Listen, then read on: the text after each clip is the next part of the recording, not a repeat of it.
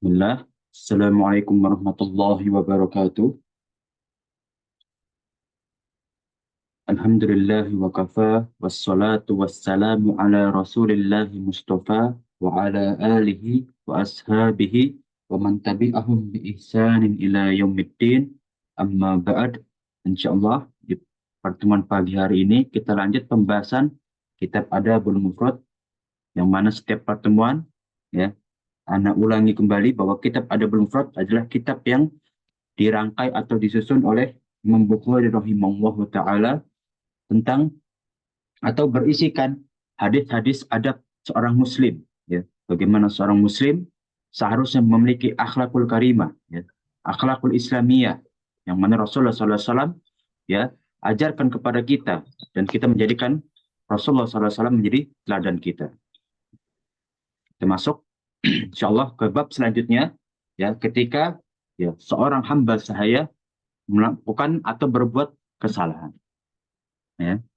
Di pertemuan-pertemuan yang sebelumnya kita telah bahas bagaimana akhlak-akhlak seorang muslim, ya, kepada kedua orang tua, kepada kerabat, ya, kepada anak yatim, dan kepada tetangga. Kemudian kita masuk kepada hamba sahaya.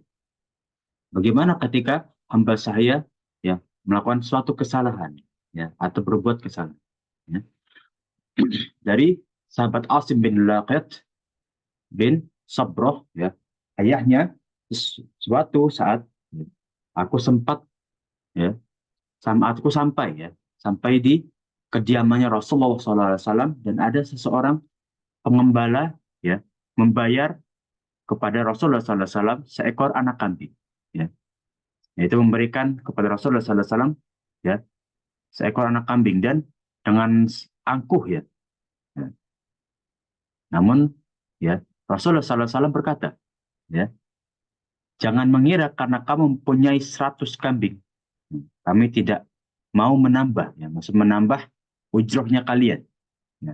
Jadi setiap di kota Mekah, ya, setelah di Fathul Mekah, ya, seperti ada, bukan pajak, ya, namun itu untuk memutar zakat. Ya. Apabila seorang pengembala datang membawa seekor anak kambing, ya, kami sembelih seekor kambing induknya sebagai gantinya. Ya. Artinya kaum muslim ini bukan kaum yang, ya, tidak memiliki harta. Kita mampu untuk membayarmu lebih. Ketika kamu membawa kami seekor kambing, seekor anak kambing, kami bisa membawa kepadamu, ya, induknya. Nah, di antara sabda beliau yang lain adalah, jangan pukul istrimu seperti kamu memukul hamba perempuan. Ya, ini disambung, ya. Nah, janganlah kalian memperlakukan, ya, istri-istri kalian seperti kalian, ya, berbuat kasar kepada hamba sahaya kalian. Nah, apabila kamu menghirup air, ya, sampai ke ujung hidung kalian, ya, kecuali kamu sedang berpuasa. Nah, jadi inilah bagaimana Rasulullah SAW, ya, membandingkan, ya, atau disambung hadis ini, bagaimana kita pun kepada hamba sahaya, ya, ketika berbuat salah, jangan sampai kita menghukum, ya, mereka, ya, apalagi kalau kita melakukan istri kita, pada istri-istri kaum muslimin pun Rasulullah SAW, ya, anjurkan untuk berbuat baik, ya. Itu pun kepada hamba sahaya. Ya. Di sini Rasulullah SAW melarang kepada istri-istri kaum muslimin untuk berbuat kasar pada istri-istrinya, ya, seperti itu kepada hamba sahaya. Dan di sini Rasulullah SAW menyinggung, ya. Nah, sebetulnya tidak bolehlah kepada kalian ini berbuat kasar kepada istri-istri kalian. Jangan sampai ini menjadi azab atau timbal balik kepada kalian. Bagaimana kalian melakukan perbuatan kasar kepada istri-istri kalian, kepada hamba sahaya kalian. Nah, inilah, ya, bagaimana nanti, ya, bahwasannya, kama tadi ini tudan. Jadi seorang muslim itu, ya, akan dibalas seperti, ya, mereka memperlakukan orang lain. Nah, kalau orang-orang pada membicarakan karma, ya. Kalau dalam Islam ada kama tadinu tudan. Kata Rasulullah SAW, kalian akan diperlakukan atau akan dibalas seperti kalian ya melakukan kepada orang-orang di sekitar kalian. Ya. Nah, ketika kalian berbuat kasar, maka itulah balasan dari Allah Subhanahu Wa Taala. Jangan sampai apa yang kita lakukan jadi ya balasan kepada kita sendiri. Nah, maka di sini ya, Rasulullah SAW menyinggung ya, nah, perbuatan kasar kepada siapapun ya akan dibalas oleh Allah Subhanahu Wa Taala. Nah, kemudian kita lanjut ya hadis selanjutnya. Jadi beberapa hadis dalam kitab ada belum mufrad, ada yang ya, Imam Bukhari rahimahullah taala ya, ada beberapa yang dhaif karena sanatnya, ya, karena perawinya. Kemudian namun di hadis 166 ya, alhamdulillah ini termasuk hadis yang sahih ya. Jadi disahihkan oleh Imam Abu Daud. Kita lanjut ya. Ketika ada buruk sangka ya kepada hamba saya. Nah, inilah ya bagaimana kalau kita ada rasa seuzon pada hamba sahaya kita. Ya, ketika ada tugas yang kita berikan kepada hamba sahaya, kemudian kita takut ya bahwa hamba sahaya yang kita perintahkan ini ya atau kita minta bantuan ini ya melakukan suatu kecurangan. Nah, di sini ya dari Abu Aliyah ya, ia berkata ya ini kalau sahabi ya kami diperintahkan untuk memingit pembantu, ya, memingit hamba sahaya ya, menimbang dan menghitung ya ketika diperintahkan melakukan sesuatu ya, atau diminta tolong untuk melakukan untuk membelikan sesuatu ya khawatir ia terbiasa dengan perilaku yang tidak baik ya atau orang yang berburuk sangka ya jadi ini untuk kehati-hatian ya. Nah, tetap kita nggak boleh buruk sangka ya namun ya kita menyeimbangkan ya antara kita khawatir ya kepada hamba sahaya kita atau kepada asisten rumah tangga kita. Namun di sisi lain kita juga ya harus ada sisi seuzon kita, husnuzon kita. Nah, selain khawatir kita juga berperilaku ya baik ya karena khawatir ya terbiasa dengan perilaku yang tidak baik ya, seperti kalau zaman sekarang ada traumatik ya beberapa ART atau asisten rumah tangga kadang ada traumatik ya ketika diperlakukan kasar. Ya. Maka jangan sampai ya ketika kita memperlakukan seseorang ya akhirnya menjadi traumatik kepada mereka. Nah, akhirnya memperburuk ya sikapnya dia kepada kita. Berikanlah sesuatu yang pantas. Nah, perlakukan dengan baik ya, sehingga mereka terbuka ya, dan juga tidak berlaku buruk kepada kita sendiri ya. Nah, inilah ya ketika takut berburuk sangka, timbulnya buruk sangka. Kemudian kita lanjut ya, bagaimana seorang hamba itu ya, kita berhitung dalam pekerjaannya atau kita mengawasi lah, ya. Mengawasi pekerjaan hamba sahaya. Di sini dari riwayat sahabat Haris bin Mudarrab, ya, dari sahabat Salman, dia berkata, aku menghitung ya, berapa banyak ya asisten rumah tanggaku ya dalam pekerjaannya, ya. Takut terjadinya buruk sangka ya, atau berbuat buruk ya saat hamba saya ini ya takut dibiarkan dan berbuat buruk. Namun kita juga ya sambil mengawasi jangan sampai kita berburuk sangka ya, pada hamba sahaya atau asisten rumah tangga kita. Karena itu menyebabkan ya, hamba saya ini atau asisten rumah tangga kita juga tidak nyaman dengan kita sendiri. Ya. Ya. Karena kita selalu berburuk sangka kepada mereka. Nah, kita lanjut ya. Dari sahabat Harithah bin Mudarrab kembali ya. Ini dari hadis yang sama namun dengan sanad atau riwayat yang berbeda. Karena sanad dan riwayat menentukan kekuatan hadis ya para jamaah sekalian. Aku mendengar sahabat Salman berkata, aku menghitung ya kerjaan ya asisten rumah tanggaku. Ya. Nah, takut timbulnya buruk sangka atau perbuatan buruk dari ya asisten rumah tangganya. Ya. Jadi di sini kita lihat bahwa Rasulullah SAW dan mengajarkan kepada para sahabatnya ya, agar tetap mengawasi ya pekerjaan hamba sahaya ya, atau memberikan mereka perhatian ya, sehingga tidak leluasa atau tidak melakukan suatu keburukan di belakang kita. Ya, dan juga di sisi lain ya kita tidak bisa memburuk sangka kepada mereka ya, karena kita melihat pekerjaan mereka ya, dan mereka juga pun melihat kita dengan rasa nyaman ya, karena kita tidak memperlakukan buruk kepada mereka.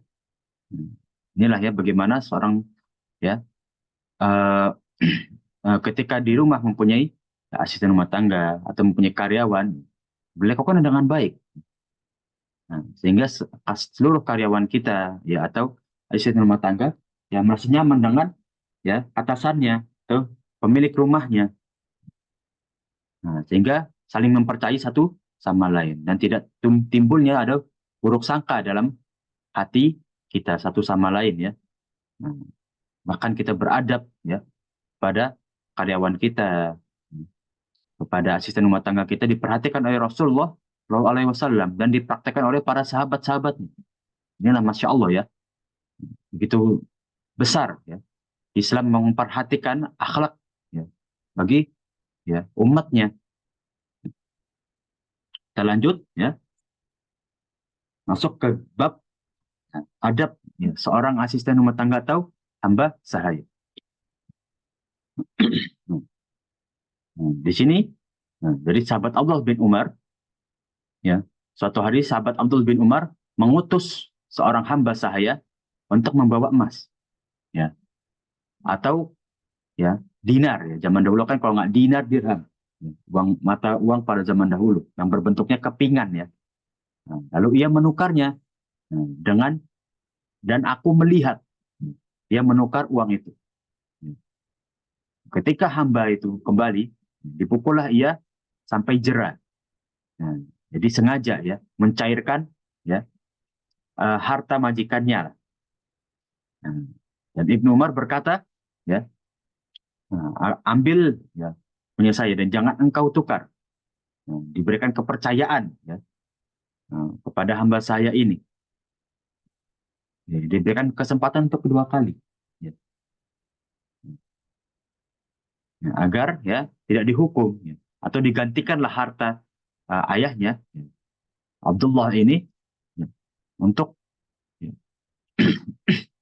untuk diberikanlah kebebasan kepada sang hamba ini ya, agar digantikanlah ya, harta Abdullah bin Umar dengan hartanya Ibnu Umar. Tapi ya jangan kau lakukan untuk kedua kali ya, jangan sampai ya aku telah menolongmu ya, kata Ibnu Umar, tapi kau ganti lagi nih harta ini kau tukarkan lagi ya, kau cairkan lagi. Nah inilah ya ada para sahabat kepada ya hamba-hambanya, hamba saya mereka, asisten-asisten mereka, tetap ditolong, diperlakukan dengan baik ya. Nah, walaupun ketika melakukan suatu kesalahan tetap dihukum ya, agar ada efek jera. Nah, begitulah cara Muslim ya mendidik. Bukan berarti kalau kita berbuat baik tidak ada rasa atau tidak ada hukuman. Tetap kita harus memberikan ya kepada asisten rumah tangga ataupun kepada karyawan kita, begitu juga kepada anak-anak kita ya. Nah, ketika berbuat salah ya kita berikan mereka pelajaran. Pelajaran tidak harus dengan memukul, tidak harus dengan memarahi ya. Namun kita berikan mereka pelajaran dengan efek jera atau kita beritahu ya bahwa melakukan ini dan itu adalah sebuah kesalahan ya, agar mereka tidak mengulangi kedua kalinya ya. Dan kita berikan kesempatan untuk berubah. Jangan sampai kita menjudge ya karena satu dan dua kesalahan ya kita menjudge mereka ya dengan perilaku yang buruk misalkan ya, atau kita bahkan membicarakan tentang masa depannya mereka ya, jangan sampai. Jadi biarkanlah ya suatu pengalaman itu ya membentuk karakter seseorang ya agar bisa menjadi yang lebih baik. Betapa banyak ya hidayah Allah Subhanahu wa taala ya diberikan kepada seseorang bahkan sebelum wafatnya mereka. Hmm. Jadi tidak ada kata terlambat untuk hidayahnya Allah Subhanahu wa taala. Hmm. Nah, namun yang terlambat adalah kesempatannya. Ya, berapa banyak kesempatan yang ia lewati ketika ia bisa menggapai hidayah. Itulah yang kita kejar. Jangan sampai ya, kita melewatkan kesempatan-kesempatan yang diberikan Allah Subhanahu wa taala dalam kita beramal soleh, apapun bentuknya. Ya, kita kejar segala kesempatan itu. Ya. Kita lanjut ke hadis 171 ya dari sahabat Abu Mas'ud, ia berkata, aku sedang memukul atau mendidik hamba sahayaku. Tiba-tiba dari belakang aku mendengar suara, ya, ditegur ya Abu Mas'ud ini. Ya, ketahuilah Abu Mas'ud, ya, Abu Mas'ud, ya, Allah lebih berkuasa daripada engkau. Ya, jadi di sini, ya, Allah lebih berhak menghukum hambamu daripada engkau. Ya, hukumanmu itu tidak pantas gitu. Nah, aku menoleh dan ternyata dia adalah Rasulullah SAW. Nah, jadi yang memperingati Abu Mas'ud ini adalah Rasulullah SAW. Ya. Bahwa Rasulullah berkata, ya, Allah lebih pantas untuk ya, menghukum hambamu. Ya. Nah, sungguhnya kuasa Allah atau hukuman Allah ya lebih mengetahui hukumannya sendiri ya, atau lebih pantas menghukum untuk hambamu.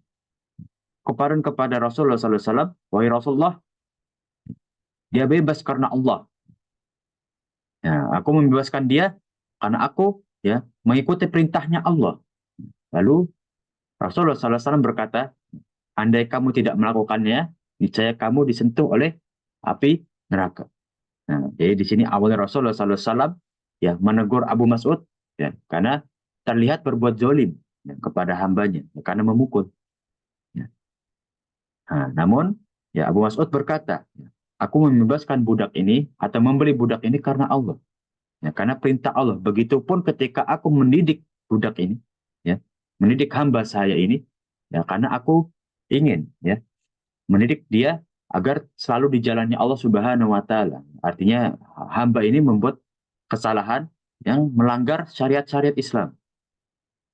Lalu Rasulullah SAW berkata, ya, hukumanmu ya ketika engkau tidak melakukan, ya, maka kamu akan disentuh atau mendekatkan kepada api neraka. Ya karena kamu membiarkan hamba sayamu ya berbuat ya kemaksiatan atau ya kekufuran. Nah, maka hukumanmu itu adalah hukuman yang tepat.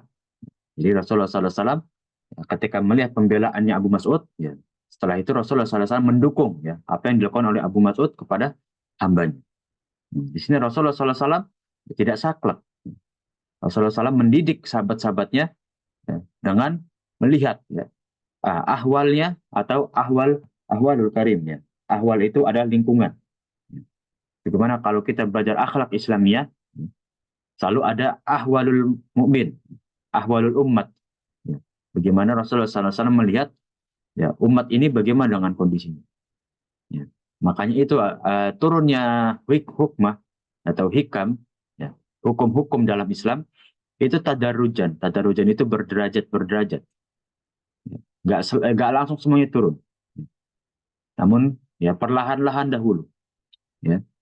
Seperti dakwahnya Rasulullah SAW pertama kali, ya Rasulullah SAW tidak langsung diperintahkan untuk berdakwah langsung. Namun Rasulullah SAW dibiarkan oleh Allah Subhanahu Wa Taala menenangkan diri, ya, beristirahat, kemudian turunlah ya wahyu kedua ya, di surat Al-Mudaththir. Ya. Setelah itu baru Rasulullah SAW membuka dakwahnya terang-terangan. Ya, walaupun setelah itu ya Rasulullah SAW akhirnya sulit untuk berdakwah, ya, karena tidak punya kekuasaan dan tidak punya kekuatan. Satu-satunya dakwah Rasulullah SAW yang didukung oleh pembesar Quraisy hanyalah pamannya, ya, yaitu Hamzah bin Abu Muthalib. Ya. Kita lanjut ya ke bab selanjutnya. Sampai sini ada pertanyaan atau ada yang ingin disampaikan? Silahkan.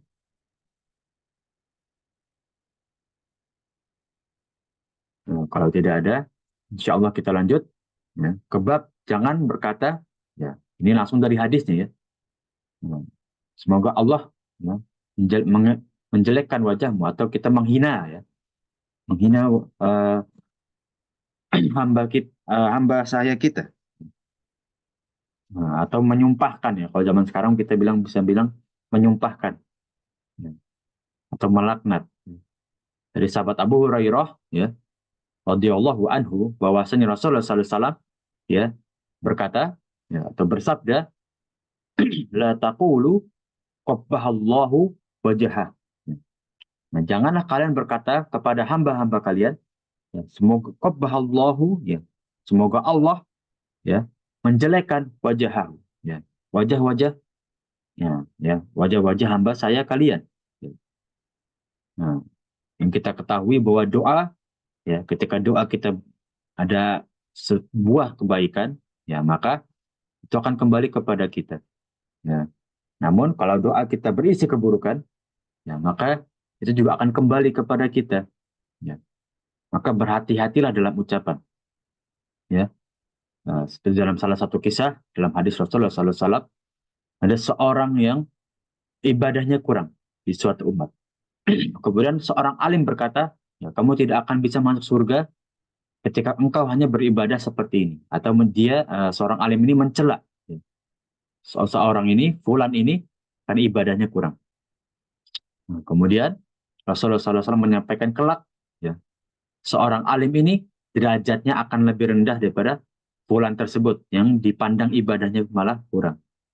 Nah, lihat ya, karena suatu ucapan bisa menurunkan derajat orang tersebut. Ya. Nah, jadi berhati-hatilah ketika berucap, ya, karena ini penyebab ya, derajat kita turun atau bahkan keimanan kita berkurang karena ucapan kita sendiri. Kita lanjut ke hadis 173 dengan hadis yang sama, namun dengan riwayat atau sanad yang berbeda dari sahabat Abu Hurairah. Dia berkata, ya, janganlah kamu mengatakan qabbahallahu wajhah, semoga Allah menghinakan atau menjelekkan wajahmu dan wajah orang yang mirip denganmu. Ya. Karena sesungguhnya Allah Subhanahu wa taala menciptakan Adam berdasarkan bentuk-bentuknya atau kudrohnya. Ya. Nah, di sini ya bahwa dilengkapi dengan kaulus sahabi bahwasanya kata Abu Hurairah radhiyallahu anhu, sesungguhnya Allah Subhanahu wa taala menciptakan Nabi Adam alaihissalam dengan bentuk yang sempurna. Nah, dengan sedemikian sempurnanya ya, bahwa Allah Subhanahu wa taala menciptakan manusia ya. Kemudian turunlah dari Nabi Adam ya, ya, kaum-kaum atau suku-suku yang kalian diciptakan oleh Allah Subhanahu wa taala untuk saling mengenal. Maka jangan kalian cela ya. Terutama dengan hamba sahaya kalian atau orang-orang terdekat kalian. Niscaya celaan kalian itu akan balik kepada kalian. Nah, jangan sampai kita mencela seseorang, namun ya sesungguhnya Allah Subhanahu wa taala yang akan mencela kita ya, karena celaan kita kepada orang lain. Ya, lanjut ya. Nah, di bab sebelumnya kita telah bahas bagaimana ya Rasulullah SAW melarang seorang atasan atau bahkan seorang majikan ya menghina ya, atau mencela hambanya atau mencela bawahannya. Nah, kita sekarang sampai ke bab ya bagaimana kalau sampai memukul. Bagaimana ya? Dicela saja tidak boleh, apalagi ya main fisik atau memukul. Ya. Dari sahabat Abu Hurairah kembali, ya, yang sering aneh ingatkan bahwa sahabat Abu Hurairah adalah salah satu sahabat yang meriwayatkan hadis paling banyak dari Rasulullah, yang berasli namakan, yang namanya nama aslinya adalah Abdurrahman bin Sokhar. Ya. Nah, di sini Abu Hurairah menyampaikan suatu hadis bahwasanya Rasulullah SAW berkata, "Idza daraba ahadukum falyajtanib al-wajh." Ketika kalian ingin memukul, ya, memukul hamba saya kalian untuk mendidik, ya, jangan sampai kalian memukul wajahnya. Ya. Nah, ini yang ya diperintahkan oleh Rasulullah SAW. Ya, ketika kita ingin memukul untuk mendidik, jangan sampai kita memukul wajah ya orang yang kita didik, ya siapapun dia, bahasa bawahan kita atau anak-anak kita. Nah, silahkan kata Rasulullah, ketika kalian ingin memukul untuk mendidik, ya, karena tidak bisa kita memanjakan seluruh orang yang kita didik ya. Karena memukul ini adalah salah satu bentuk didikan ya, namun bukan untuk emosional ya, tapi untuk mendidik. Ya, salah satunya dengan memukul. Ya, namun ya Rasulullah SAW mengecualikan dengan wajah. Ya, jangan sampai kita memukul wajah ya, hamba saya kita atau anak-anak kita. Ya. Nah, tentu efeknya berbeda. Ya. Karena di wajah ya banyak organ-organ vital kita. Ya. Jika kita terkena ya organ-organ yang ada di wajah, tentu akibatnya akan lebih fatal. Ya. Nah, maka di sini Rasulullah SAW mengecualikan ya, untuk wajah. Jangan sampai kita memukul wajah, ya, bahkan untuk mendidik. Ya. Kemudian dari 175, ya, dari sahabat Jabir, dia berkata, Rasulullah SAW lewat di dekat binatang yang diberi tanda ya, dan hidungnya dibakar. Nah, seperti kalau zaman sekarang biasanya kalau di peternakan itu, ya, biasanya kalau di Indonesia itu bisa dipilok ya, kan? Dipilok, kemudian hidungnya dibakar. Ya, bisa dikasih tembaga yang panas, bisa dicetak. Nah, lalu Rasulullah SAW berkata, ya, la'anallah, ya semoga Allah melaknat orang yang melakukan ini. Ini zolim. Janganlah seseorang sampai memberi tanda pada wajah binatang, ya, dan jangan sampai ia memukulnya untuk, ya misalkan hanya untuk, misalkan untuk keluar kandang, ya. Nah, tidak boleh untuk memukul. Ya. Jadi inilah yang Rasulullah SAW ajarkan kita untuk mendidik hewan ternak saja itu ada adabnya gitu. Ya. Nah, jangan sampai kita memberikan tanda-tanda yang membekas ya, seperti mentato aja kan. Nah, karena ya ini tidak boleh, ini zalim. Ya. Nah, ketika ingin membuat tanda ya cukup dengan misalkan piloks ya, atau misalkan kalau zaman sekarang di ternak-ternak itu kupingnya itu seperti dikasih anting. Nah, bukan dibolongin tapi seperti dikasih anting gitu ya. Hmm. Jangan sampai kita membuat kecacatan pada hewan kurban, hewan ternak, ya, karena hanya ingin membuat tanda saja. Nah, akhirnya mereka seperti ditato, seperti diberi kecacatan ya, diberi luka bakar kan gitu. Nah, karena diberi tembak yang panas kemudian diberi tanda. Ya. Apalagi sampai memukul. Nah, ini bukan adab seorang muslim. Ya.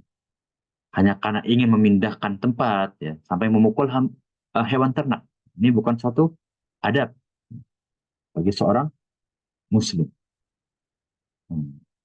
Nah, ini adanya kita bisa lihat ya hadis kepada hewan ternak. Bagaimana kepada manusia? Nah, ini namanya uh, dalil aulawi ya. Dalil aulawi itu gimana kita mengkiaskan kepada sesuatu yang lebih rendah ke sesuatu yang lebih tinggi posisinya. Nah, kepada binatang saja tidak boleh, apalagi kepada manusia. Ya, yang mana pada zaman jahiliyah ya, kaum kafir Quraisy itu yang memberikan tanda-tanda kepada hamba sahayanya mereka dengan membuat tato gitu. Ya. Yang dikira jangan tato seperti sekarang ya, yang seperti ditindik-tindik gitu, tidak. Maka itu diberi tembaga panas kemudian dicap biasanya di punggung kanan atau kirinya. Nah, inilah yang diperintahkan atau ya, dikiaskan. Bagaimana tidak bolehnya kita membuat tanda dengan memberikan kecacatan. Ini kan seperti cacat ya. Nah, dibikin luka bakar dia. Oke, kita lanjut ya. Nah, ke bab selanjutnya ya. Bagaimana Rasulullah SAW mendidik para sahabatnya ya. Nah, ketika membuat ya bermain fisik kepada hamba sayanya ya, atau menampar, maka hendaknya ia memerdekakannya. Nah, jadi sahabat ya Hilal bin Yassof ya, berkata, aku menjual gandum, ya, di rumah Suwaid bin Mukarrin. Ya. Ketika itu keluar seorang hamba saya perempuan dan mengatakan sesuatu kepada seorang laki-laki. Ya. Lalu laki-laki itu menamparnya. Nah, lalu Suwaid berkata kepada laki-laki itu, engkau telah menampar wajahnya. Ya. Suatu kezaliman. Bukankah engkau telah melihat kami orang ketujuh dan kami tidak memiliki kecuali orang, ya, seseorang hamba, ya, dan sebagian di antara kami memukulnya. Lalu Rasulullah SAW menyuruh laki-laki tersebut, ya, yang kekeh, ya, tentang mereka itu benar. Kalau kami ya berbiasa, membiasa untuk memukul hamba sahaya. Nah, Rasulullah SAW menyuruh laki-laki itu untuk memerdekakan hamba saya perempuan tersebut. Nah, ini yang Rasulullah SAW ajarkan. Ya. Kalau kamu berbuat buruk kepada hamba sayamu, ya, misalnya merdekakanlah dia. Ya. Nah, ini balasan untukmu. Ya. Nah, ini yang diperintahkan oleh Rasulullah SAW, ya, kepada, ya, sahabat-sahabat yang bahkan ya sudah masuk Islam pun. Ya. Setelah Fathul Mekah itu banyak fitnah-fitnah. Ya. Banyak kaum muslimin yang belum mengerti syariat Islam. Ya, bahkan para sahabat-sahabatnya, ya, sahabat-sahabat Rasulullah SAW masih meminta berhala, ya, untuk menjadikan, ya, perantara untuk beribadah. Nah, Rasulullah SAW, ya, berkata inilah penyebab yang dirasakan oleh kaum Yahudi. Janganlah kamu mengikuti, ya, apa yang kaum Yahudi lakukan. Ya, bagaimana pada zaman dahulu, ya, kaum Yahudi, ya, Bani Israel, ya, meminta kepada Nabi Musa untuk dibuatkan berhala agar mengingat orang-orang soleh, ya, di kaum mereka. Maka Nabi Musa berkata, ya, silahkanlah kalian, ya, membuat patung tersebut. Ya. Namun akan kupenggal leher-leher kalian. Nah, maka di sini dilarang. Ya. Maka di sinilah, ya, kita bisa lihat, ya, setelah Fathul Mekah, ya, kaum Muslim itu berbeda para jamaah sekalian kondisinya. Ya. Tidak seperti sebelum Baitur Ridwan. Ya.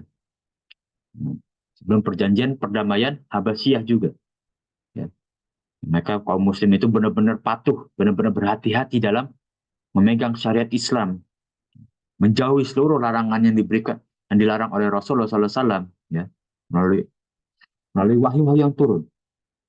Nah, maka syariat Islam, ya, terutama dari rukun-rukun Islam, ya, seluruhnya turun sampai tahun 5 Hijriah. Yang terakhir adalah syariat tentang haji, ya. Itu turun tahun 5 Hijriah. Kemudian turunlah, ya, wajibnya berhijab bagi, ya, kaum wanita. Nah, maka setelah Fathul Makkah, ya, banyak hadis-hadis yang turun berkaitan dengan, ya, akhir zaman, tentang fitnah, ya. Nah, tentang para sahabat-sahabat yang masih belum mengerti syariat Islam. Inilah, ya, bagaimana para sahabat pun, ya, mereka pun masih berjuang untuk menuntut ilmu, ya, bahkan sering ditegur oleh Rasulullah Shallallahu Alaihi Wasallam. Termasuk, ya, dari sahabat Ibnu Umar, dia berkata, aku mendengar Rasulullah Sallallahu Alaihi Wasallam, ya, bersabda, ya, man latama mamlukahu, ya, barang siapa yang menampar, ya, au darabahu, ya, atau memukul, ya, ya, memukul hamba sahayanya, maka kafaratnya, dendanya dia, nah, ayo tiqahu, adalah memerdekakannya. Nah, jadi kafaratnya atau bayarannya sebarang siapa yang memukul hamba saya adalah memerdekakan, ya, hamba sahayanya. Ya. Ini tidak terjadi pada kaum kafir Quraisy. Ini hanya terjadi pada, ya, umat Muslim. Ya. Bagaimana seorang Muslim, ya, ketika harus mengikuti syariat Islam, ya, nah, inilah yang diajarkan oleh Allah dan juga Rasulnya. Ketika syariat Islam turun kepada, ya, kaum kafir Quraisy, ya, kepada ya, umat Muslim, ya, seluruh hambanya Allah, nah, maka mulailah berubah. Yang pada zaman dahulu selalu berbuat buruk kepada hamba saya, ya, kemudian setelah turun Islam, ya, hamba saya di sisi, ya, manusia itu sama, ya, diperlakukan dengan baik, tidak boleh kita zolimi, ya, apalagi sampai berbuat fisik, ya. Maka ketika seorang Muslim, ya, melakukan atau berbuat fisik, ya, melakukan kekerasan kepada hamba saya, maka kafaratnya adalah memerdekakan. Ya, inilah yang terjadi ya, pada zaman jahiliyah. Akhirnya Rasulullah SAW ubah kebiasaan buruk mereka, ya, dan menjadikan kafarat, ya, atau bayaran denda bagi orang-orang yang berbuat kasar kepada hamba sahayanya. Nah, kita masuk, ya, dari Muawiyah bin Suwaid, ya, dia berkata bahwa aku pernah, ya, menambah hamba saya, ya, ya, kalau kami hingga dia lari, ya, kami takutnya. Nah, lalu aku dipanggil oleh ayahku, dan ia berkata, cukup, ya, jangan lakukan kekerasan itu lagi. Ya. Nah, kami adalah anak-anak Muqarrin, ya, dari Bani Muqarrin yang memiliki seorang hamba, lalu di antara kami ada yang menamparnya. Ya, terdengarlah permasalahan ini pada Rasulullah SAW. Nah, lalu Rasulullah SAW berkata, ya, ya, perintahkan mereka, ya, Bani Muqarrin ini untuk memerdekakan budak. Nah, lalu seorang berkata kepada Rasulullah SAW, mereka tidak memiliki, ya, budak selain dia. Ya. Wahai Rasulullah, ya, jadi satu tim budak yang dimiliki oleh Bani Muqarrin hanya satu ini saja. Nah, lalu beliau berkata, nah, jadi kan ia, ya, khodim, ya, khodim ini, ya, berbeda dengan budak. Ya, jadi dia merdeka, namun kerjaannya di asisten. Nah, jika mereka tidak butuh lagi, maka bebaskanlah budak, nah, hamba ini. Nah, maka ini kafarat, ya, bagi, ya, umat Muslim yang berbuat kasar kepada hamba sahaya. Itu memerdekakan. Nah, kita masuk, ya, hadis selanjutnya. Ya. Di Syu'bah dia berkata, ya, salah bertanya kepadaku, ya, Muhammad bin Muqaddir. Ya, siapa namamu? Aku menjawab Syu'bah.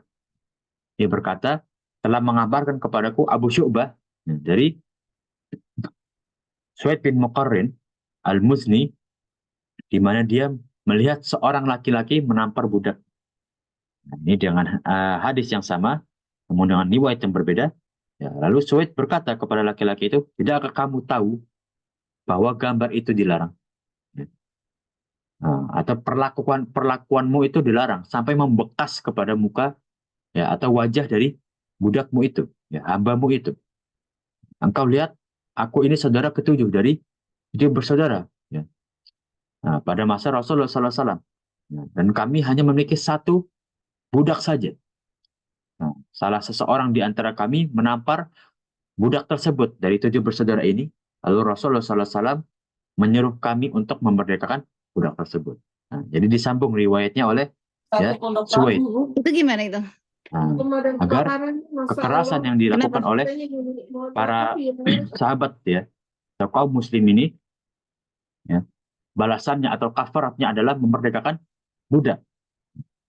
Inilah, ya, adab yang diajarkan oleh Rasulullah SAW pada para sahabat, ya, yang mana inilah ada salah satu kebiasaan buruk kaum kafir Quraisy, ya, pada zaman jahiliyah. Kita bisa lihat, ya, pelajaran, ya, walaupun di zaman sekarang tidak ada yang namanya perbudakan, ya, semuanya telah merdeka, ya. Namun kita bisa lihat, ya, adabnya Rasulullah SAW ajarkan kepada kaum muslim, ya, ya, kepada budak-budak mereka, hamba saya mereka, ya. Itu yang bisa kita ambil pelajaran. Ya. Nah, kita lanjut, ya, ke hadis 180, ya, dari, ya, Zadzan Abu Umar, ya, aku berkata ketika aku bersama Umar, ya, dia memanggil seorang anak, ya, memukulnya dan membuka punggungnya, ya, seperti dididik, ya. Nah, lalu berkata, apakah, ya, menyakitimu, ya, nah, apakah pukulan ini menyakitkan bagimu? Ya. Lalu Umar menjawab, ya, tidak. Lalu bebaskanlah, ya, dibiarkan lagi, ya, setelah mendidik dengan pukulan tersebut. Kemudian ia mengambil sebatang kayu, ya, dari tanah dan berkata, aku tidak memiliki pahala yang seimbang dengan batang kayu ini. Jadi dipermisalkan. Nah, aku berkata, wahai Abdurrahman, ya, kenapa kau berkata tersebut? Ya. Nah, jadi ini manggil kepada, ya, Abu Umar. Ya, kenapa engkau berkata tersebut? Dia berkata, aku mendengar Rasulullah SAW bersabda, ya, barang siapa yang memukul hambanya atau menampar wajah, ya, ya, karena suatu amarah, maka ia tidak boleh mendatanginya dan dendanya harus membebaskan. Jadi di sini, ya, Abu Umar takut, ya, akan suatu perbuatan tadi, takut mengurangi pahalanya dan harus membebaskan budak, ya, karena memukul, ya. Walaupun pukulannya ini hanya untuk mendidik, ya. Namun, ya, Abu Umar takut apa yang dilakukannya ini, ya, menjadikan dia harus membebaskan budak, ya, atau harus membayar, ya, perbuatan kepada anaknya ini dengan mengurangi pahalanya, nah, atau menambahkannya dosa-dosanya. Inilah, ya, para sahabat begitu takutnya, ya, berbuat, ya, suatu keburukan atau bermain fisik, ya, pada anak-anaknya, kepada hamba sahaya, seperti yang dilakukan oleh, ya, Abu Umar, ya, Abdurrahman bin Zanjan ini, ya, ketika, ya, bermain fisik atau mendidik anaknya, maka Abu Umar takut, ya, apa yang dia lakukan dapat mengurangi pahalanya dan, ya, menambah dosa-dosa. Ya. Sampai hadis 188, 180, ada yang ingin ditanyakan? Silakan. Ya, memang hadis-hadis tentang hamba saya ini, ya, memang tidak relate, ya, atau kurang bisa kita ambil hikmahnya, ya, dengan zaman sekarang. Namun inilah, Insya ya, Allah jelas. Ya, jelas-jelas, ya, Insya Allah di jelas zaman Ustadz. sekarang. Ya, tapi memang masih relate juga sih Ustadz. Kita masih Ya, mendapati orang-orang yang tidak belajar agama, bukan orang Islam, itu masih melakukan hal-hal yang demikian. ya, betul, Terutama Om. ya, masih ada berita-berita yang demikian, masih ada. Insya Allah. Ya, itulah Itulah yang kita keadaan. kita imani, ya, Om, ya, kita takuti, ya. Selalu dengan iman yang kita miliki, takwa yang kita miliki, kita dijauhkan dari perilaku-perilaku tersebut, ya. Amin, Insya Allah. Insya Allah, ya. Nah, bagaimana kalau kita sudah berbuat kasar, ya kan? Nah, yang tadi di hadis sebelumnya kita melihat bahwa Rasulullah SAW dan juga para sahabatnya, ya, eh, melarang, ya, pada kaum muslimin untuk berbuat kasar atau bermain fisik. Bahkan ada kafaratnya. Nah, sekarang bagaimana, nah, tentang kisos? Nah, padahal kan, dalam Islam pun, dalam ilmu waris, ya, bahwa hamba sahaya itu tidak dapat warisan. Bahkan hamba sahaya bisa diwarisi. Nah, ini mujma', ya, atau ijma' dari uh, ulama, ya, pertengahan abad, ya, seperti Imam Syafi'i, Imam Maliki, ya, bahwa uh, seorang budak itu bukan termasuk dari ahli waris. Nah, namun dia dapat bagian dari tuannya. Nah, tapi itu asobah, ya, Umi. Asobah itu sisaan, sisa setelah ahli warisnya, ya. Kalau ahli warisnya tidak ada yang asobah, maka hamba saya tersebut bisa dapat. Atau kalau dalam ilmu waris namanya mu'tiq dan mu'tiqah, ya, hamba dan juga hamba perempuan. Nah, maka dalam Islam, ya, kalau kita melihat posisi hamba ini memang sedikit rancu, ya, Om, ya. Di sisi lain dia mendapat haknya sebagai manusia, ya, namun di sisi lain dalam ilmu fikih mereka ini tidak diposisikan sebagai manusia, ya, namun hak-haknya perlakuannya tetap, ya, sebagai manusia, ya, seperti kisos, hamba saya tetap dapat hak kisos, Nah, dari sahabat Maimun bin Abi Syabib, ya, dari Ammar bin Yasir, dia berkata, ya, tidaklah seseorang memukul hambanya, ya, dan berbuat zalim kepadanya, melainkan ia diikat, ya, di hari kiamat kelak. Nah, karena perbuatannya, ya, niscaya Allah Subhanahu Wa Taala akan mengkisosnya. Ya. Nah, ini nanti kisos akan terjadi di kontornya. Ya. Jadi jangan kalian kira, ya, karena kalian memukul hamba kalian, ya, kalian kira itu adalah barang dagangan. Ya. Karena pada zaman jahiliyah, budak itu kan barang dagangan, ya, pada zaman sekalian. Yang mana ya harganya cukup tinggi, ya, walaupun tidak lebih tinggi daripada unta merah. Namun itulah, jangan kalian kira ya hamba saya ini seperti barang. Nah, kalian pukul, kemudian kalian tidak merasa berdosa, tidak. Itulah yang nanti Allah Subhanahu Wa Taala akan balas.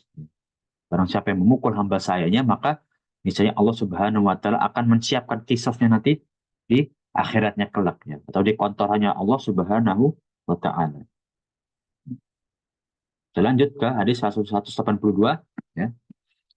Dari Abu Ja'far, ia berkata, aku mendengar Abu Layla, ya, berkata, ketika Salman, ya, keluar memberi makan binatang tunggangannya, ya, nah, terjatuhlah binatang itu di tempat penambatannya atau tempat ikatnya, ya, ya, seperti kandang. Lalu ia berkata kepada hambanya, ya, kalau tidak karena aku takut pada kisos, aku akan menyakitimu. Ya. Jadi ketika hamba saya ini memberi makan kepada tunggangannya, ya, namun tunggangannya ini, ya, kurang berhati-hati, ya, atau bahkan berbuat kasar kepada tunggangannya. Nah, maka, ya, nah, sahabat Salman ini berkata kepada, ya, hambanya, ya, kalau tidak, aku tidak takut kisos. Nah, apalagi kisosnya Allah Subhanahu Wa Taala di kontor nanti, ya, aku yang akan menghukummu, ya, karena perlakuanmu kepada tungganganku. Ya. Ini keimanan para sahabat berbeda. Ya, kalau kita ya sudah balas aja, gitu. Nah, namun para sahabat ya berbeda. Mereka masih sabar. Ya.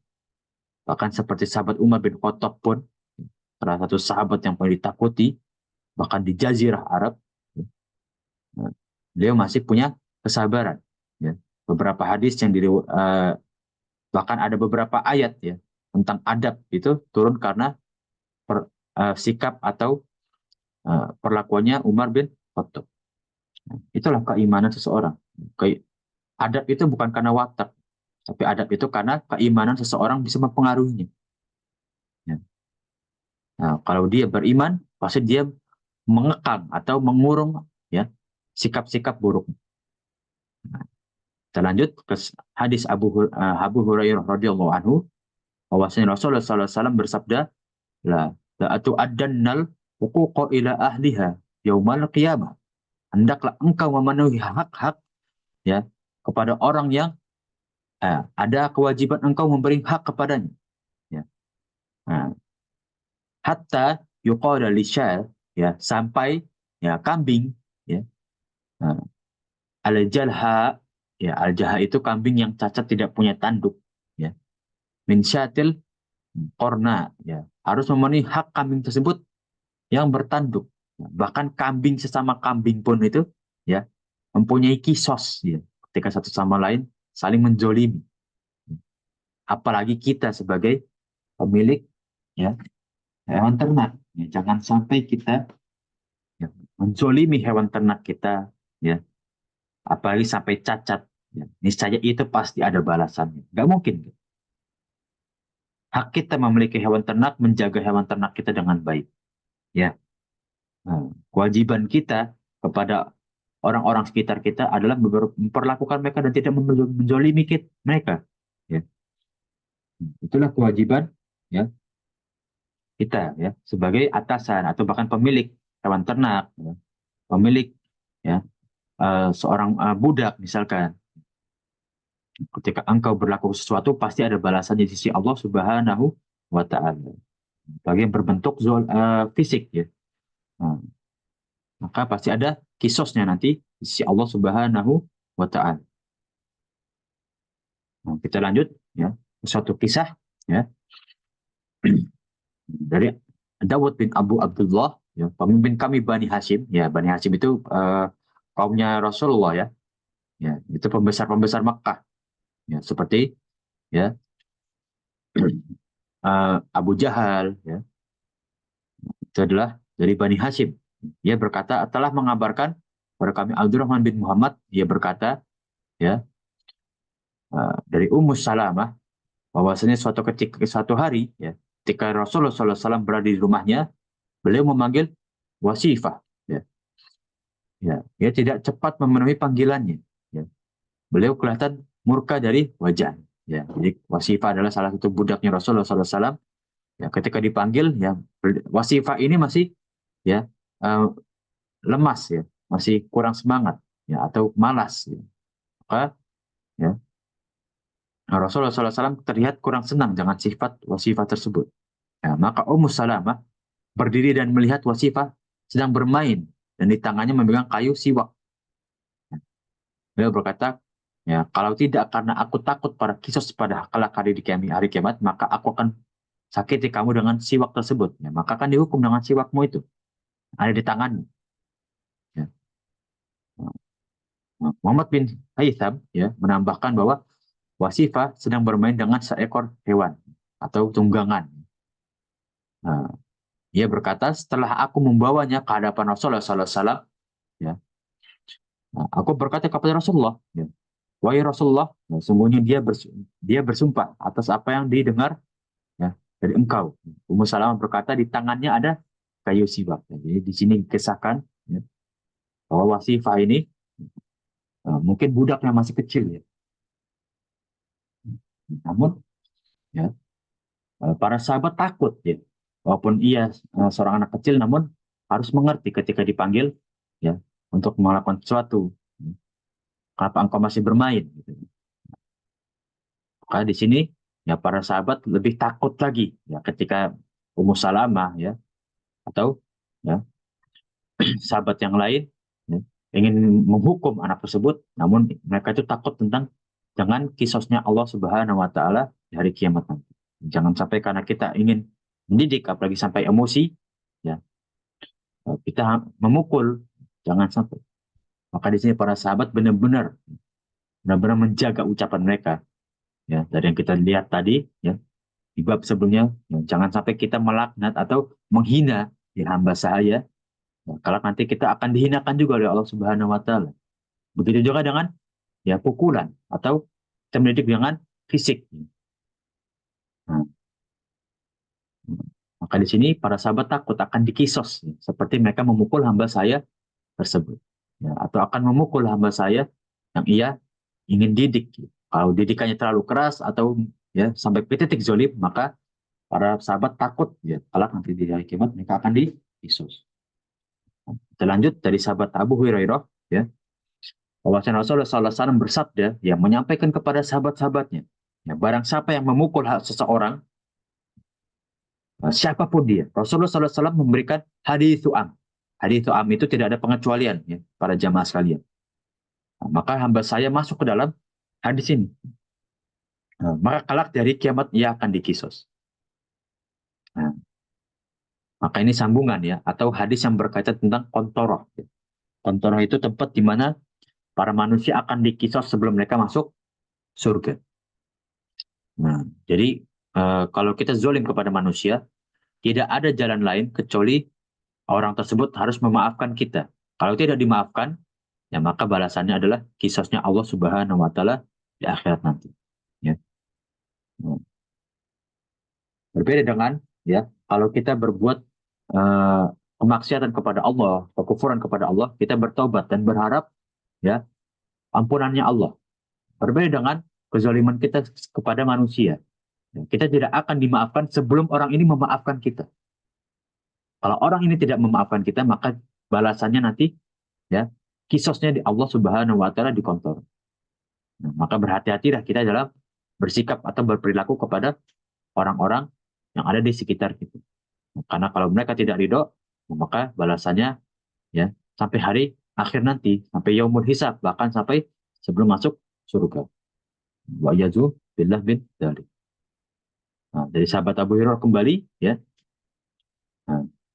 Rasulullah SAW bersabda, ya, barang siapa yang memukul seseorang dengan cara yang zolim, bukan untuk mendidik, ya, bagi sampai memukul wajahnya, maka akan dikisos nanti di hari kiamat. Ya.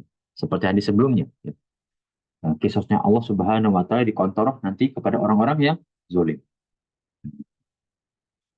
Ini hadis yang panjang, ya, tentang celaan, ya, kepada hamba sahaya. Kita insya Allah akan lanjut, ya, bahasan ini, ya, di pertemuan selanjutnya. Gimana adab-adab kita kepada hamba sahaya, ya, bahkan diperhatikan di dalam Islam. Ya. Itulah Islam, ya. Bagaimana akhlak kita kepada siapapun, bahkan kepada hewan ternak pun diperhatikan. Maka seorang Muslim yang meneladani akhlaknya Rasulullah SAW sepatutnya yang memiliki akhlak yang karim. Ini yang bisa kita dapatkan dari, ya, bab, ya, bersikap baik, ya, atau balasannya ketika kita berbuat zolim atau buruk kepada hamba sahaya. Nah, sampai hadis 186 ada yang ingin ditanyakan para jamaah sekalian?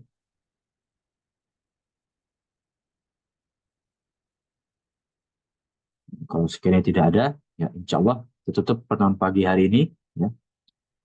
Insya Allah pertemuan pagi hari ini, ya, dan ilmu yang kita tempuh akan menjadi, ya, amal soleh di sisi Allah Subhanahu Wa Taala dan memperberat timbangan kebaikan kita fi yaumil mizan. Amin ya rabbal alamin. Nah, tutup pertemuan pagi hari ini dengan doa kafaratul majlis. Subhanakallahumma wa bihamdika asyhadu an la ilaha illa anta astaghfiruka wa atubu ilaik. Ya.